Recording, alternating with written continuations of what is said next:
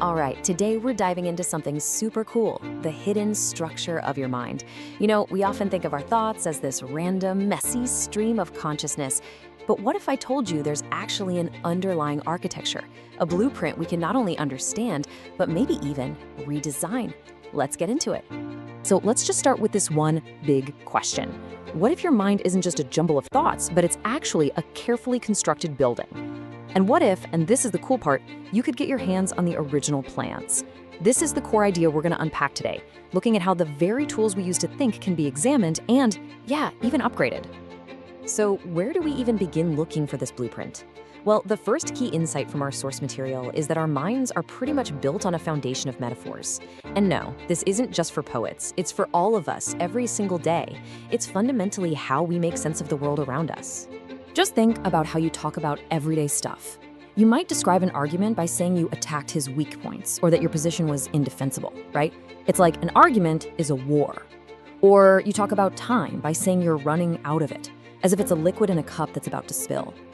We're constantly taking ideas from the physical world, things we can literally see and touch, and using them to build our understanding of everything else.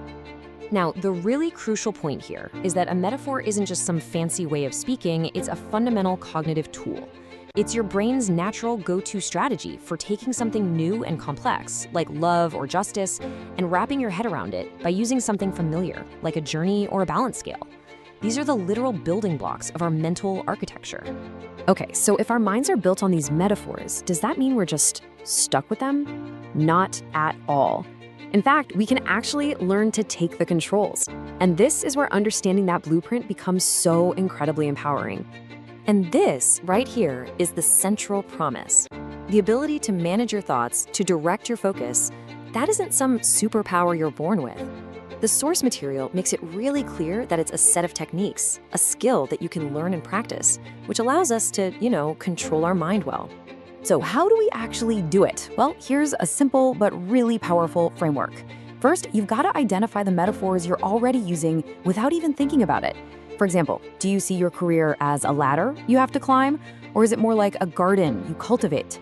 Second, you have to question its limits. Does that whole ladder idea feel kind of restrictive? Does it ignore things like teamwork or growing sideways? And third, you can consciously choose a new story, a brand new metaphor that actually serves you better, like seeing your career as that garden with lots of different plants and seasons. This brings us to the final and maybe the most important piece of the whole puzzle. If we want to change our mental architecture, what's the master tool we're supposed to use? Well, it's something we are all experts in: storytelling. This quote from the source material just says it all. Storytelling is the mind interaction tool. Notice it doesn't say it's a tool, it says it's the tool. It is the number one way we interact with and shape our own consciousness and the consciousness of others too. But why is it so powerful? Well, think about it. Our minds are just this constant stream of thoughts, feelings, memories, all day long.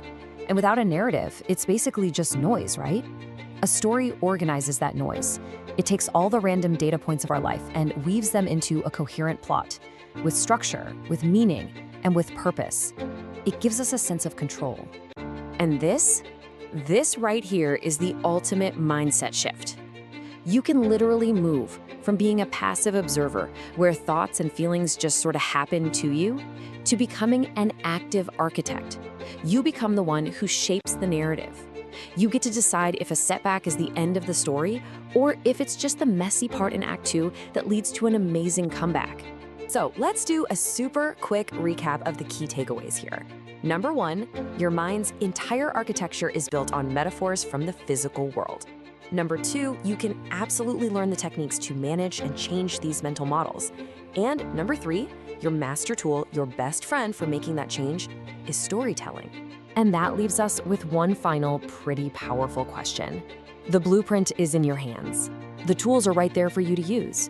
You are the architect of your own mind. So the only question left is, what are you going to build?